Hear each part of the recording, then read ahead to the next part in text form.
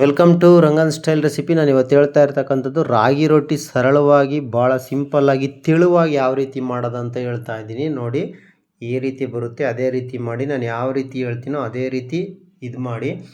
ನಾನೀಗ ಎರಡು ಕಪ್ಪು ರಾಗಿ ಹಸಿಟ್ಟನ್ನ ತೊಗೋತಾ ಇದ್ದೀನಿ. ಅಂದರೆ ಜಲ್ಡೆ ಹಿಡ್ಕೊಳ್ಳಿ. ಮೊದಲೇ 2 ಕಪ್ ರಾಗಿ ಹಿಟ್ಟು ತೊಗೊಂಡಾದ ನಂತರ ನಾನು ಅದಕ್ಕೆ 1/4 ಕಪ್ಪಷ್ಟು ಗೋಧಿ ಹಿಟ್ಟನ್ನ ಆ್ಯಡ್ ಮಾಡ್ತಾಯಿದ್ದೀನಿ. ನಾನು ಹೇಳಿದ್ದು ಅರ್ಥ ಮಾಡ್ಕೊಳ್ಳಿ. 2 ಕಪ್ ರಾಗಿ ಹಿಟ್ಟು, 1 ಕಪ್ಪಷ್ಟು ಗೋಧಿ ಹಿಟ್ಟನ್ನ ಆ್ಯಡ್ ಮಾಡಿದ್ದೀನಿ.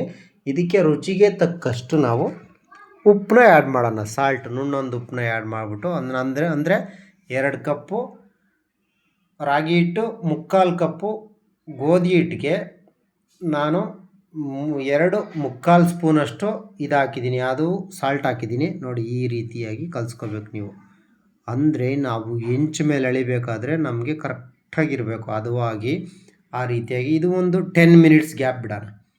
10 ಮಿನಿಟ್ಸ್ ಆದ ನಂತರ ನಾವು ಹಂಚನ್ನ ಬಿಸಿ ಮಾಡಿಬಿಟ್ಟು ಹಂಚನ್ನ ಕ್ಲೀನ್ ಮಾಡಿಕೊಂಡು ಸ್ವಲ್ಪ ಪೂರ್ತಿ ಹಂಚನ್ನು ನಾವು ಹೀಟನ್ನ ಕಡಿಮೆ ಮಾಡ್ಕೋಬೇಕು. ನಿಮಗೆ ಹಂಚ ಮೇಲೆ ರಾಗಿ ರೊಟ್ಟಿನ ಎಳಿಯೋಕ್ಕೆ ಬರ್ತಾ ಇಲ್ಲ ಅಂದರೆ ಪೂರ್ತಿ ಸ್ಲೋ ಮಾಡ್ಕೊಳ್ಳಿ.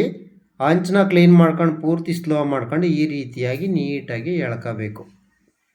ರಾಗಿ ರೊಟ್ಟಿನ ಈ ರೀತಿ ನೀಟಾಗಿ ಎಳ್ಕೋಬೇಕು. ಮತ್ತು ಎಳೆದಾದ ನಂತರ ನಾವು ಅದಕ್ಕೆ ಒಂದು ಪ್ಲೇಟ್ನ ಕವರ್ ಮಾಡಬೇಕು.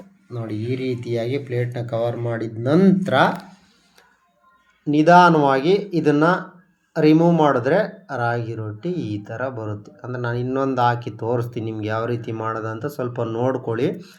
ನಿಮಗೆ ಆಲ್ಮೋಸ್ಟು ರಾಗಿ ರೊಟ್ಟಿನ ಆಲ್ಮೋಸ್ಟ್ ಎಲ್ಲರೂ ತಟ್ಟಿ ಹಂಚ ಮೇಲೆ ಹಾಕ್ತಾರೆ. ಬಟ್ ಅದು ಅಷ್ಟಾಗಿ ಟೇಸ್ಟ್ ಬರೋಲ್ಲ ನಿಮಗೆ. ಇದ್ರ ಜೊತೆಗೆ ಚಟ್ನಿ ಆಗಲಿ, ಬೇರೆ ಆಗಲಿ, ಪಲ್ಯ ಆಗಲಿ ತುಂಬ ಚೆನ್ನಾಗಿ ಬರಬೇಕಂದ್ರೆ ಫುಲ್ಲ ತೆಳುವಾಗಿ ಬರಬೇಕು ಅಂದರೆ ರಾಗಿ ರೊಟ್ಟಿನ ಈ ರೀತಿ ಮಾಡಿ. ನಾನು ಹೇಳ್ತೀನಿ, ಇನ್ನೊಂದು ಹಾಕಿ ತೋರಿಸ್ತೀನಿ ನೋಡಿ. ಈಗ ಎಳಿತೀನಿ ನೋಡಿ. ಅದೇ ರಾಗಿ ರೊಟ್ಟಿನ ಭಾಳ ಹೀಟನ್ನ ಕಡಿಮೆ ಮಾಡ್ಕೊಳ್ಳಿ.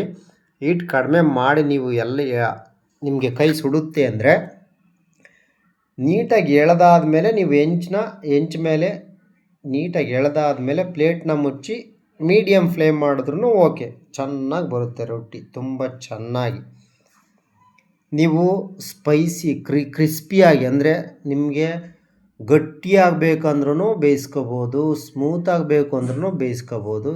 ಬೇಯಿಸ್ಕೊಂಬದ ಮೇಲೆ ನಿಮ್ಮ ಮೇಲೆ ಡಿಪೆಂಡ್. ನೋಡಿ, ಈ ರೀತಿಯಾಗಿ ಬಂದಿದೆ. ಈಗ ನಾನು ಇದೇ ರೊಟ್ಟಿ ಎಷ್ಟು ಸ್ಮೂತಾಗಿ ಬಂದಿದೆ. ಲೈಟಾಗಿ ಎಣ್ಣೆ ಆ್ಯಡ್ ಮಾಡಿದ್ರೆ ಸ್ಮೂತಾಗಿ ಬರುತ್ತೆ.